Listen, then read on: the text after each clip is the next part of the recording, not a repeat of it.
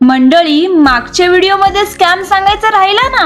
हो, तो स्कॅम हे जंतर मंतर बघून झाल्यावर घडलाय बरं का आमच्या सोबत. तुम्हाला जसं माहितीच असेल, आता आपण हवा महल बघून निघालोय आणि जंतर मंतर जवळ असल्यामुळं आपण त्याला चालतच निघालेलोय.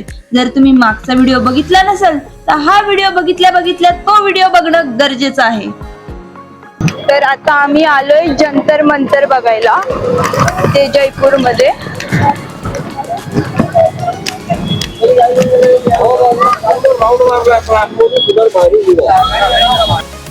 थोडं चालावं तर लागणारच, पण खरं सांगायचं म्हटलं ना तर इथे असे छोटे छोटे राजवाडे टाईप आहे, जे की लोक सोडून मुंबईला वगैरे शिफ्ट झालीत.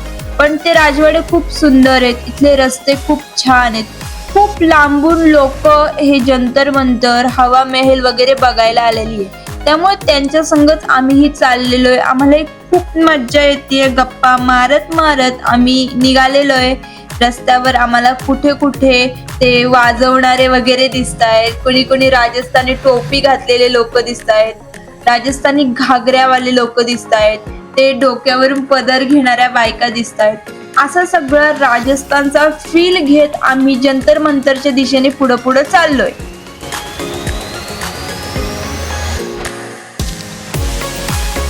इथे जंतर मंतरचं तिकीट घर होतं, तर आम्ही ते तिकीट काढायला आलतो. रेंज काहीतरी 50 ते 80च्या मध्ये होती, मला आठवत नाहीये नीट, पण असंच काही तिकीट होतं इथं.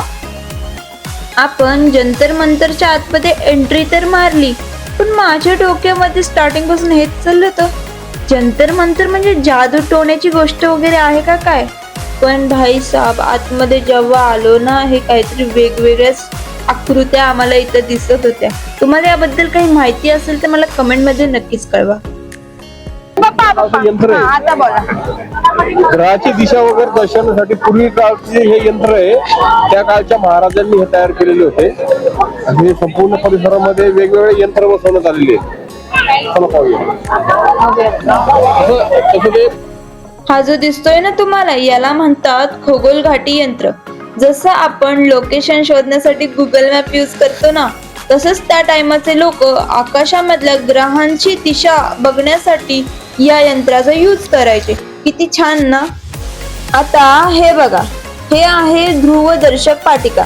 दिसायला एखाद्या शाळेतल्या जुन्या पृथ्वीच्या गोलासारखं वाटतं ना, पण हे पृथ्वीचा गोल नाहीये. याला म्हणतात खगोल, म्हणजे आकाशाचं मॉडेल. इथे बाहेर देशातून खूप सारी लोक आलेली होती, प्लस 2-3 स्कूलच्या ट्रिप सुद्धा आलेल्या होत्या. तर ट्रिप्स म्हणजे त्या स्कूल मधली मुलं बाहेर देशातल्या लोकांना याबद्दल इन्फॉर्मेशन देत होती. हे बघून मला खरंच खूप छान वाटलं.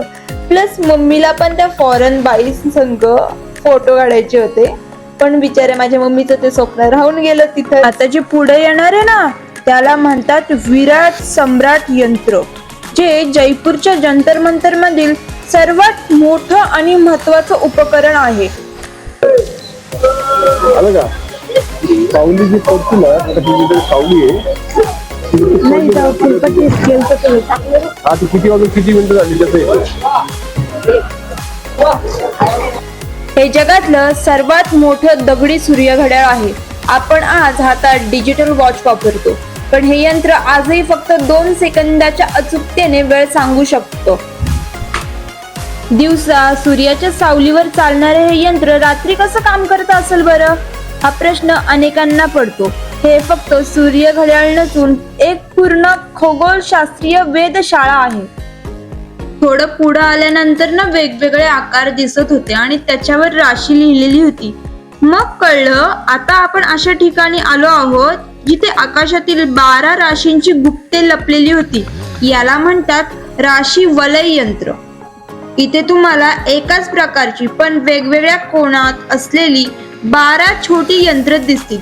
ही यंत्रे आकाशातील एका विशिष्ट राशीसाठी, जसं की मेष, मिथुन, वृषभ असल्या. तर संध्याकाळचे आता 6:30-7 होऊन चाललेले आहेत आणि आपल्याला निघणं गरजेचं आहे, कारण आपल्याला खाटू श्यामजींना जायचंय आणि आपल्याला रात्रीपर्यंत पोहोचणं तिथं गरजेचं आहे. आणि आमचा असा प्लॅन होता की रात्री तिथं पोहोचून व्यवस्थित आवरून जेवून झोपू आणि सकाळी लवकर उठून आपण खाटू श्यामजींचे दर्शन घेऊ. पण आमच्या संग असं घडलेलं नाहीये. आमच्या संग खूप मोठा ट्विस्ट झालेला आहे तिथं. आणि म्हणजे जो ट्विस्ट झालाय ना तो तुम्हाला माझ्या पुढच्या व्हिडिओमध्ये बघायला भेटेलच. आणि देव म्हणजे कसं करून घेतो ना आपल्याकडून ते तुम्हाला बघायला भेटेल माझ्या पुढच्या व्हिडिओमध्ये. त्यामुळे माझ्या संग जुडे रहो. आता हमको नहीं पैदल चलना है. आता आमचं जंतर मंतर बघून झालंय आणि माझ्या मते जयपूर मधली 3 जागा बघून झाल्यात.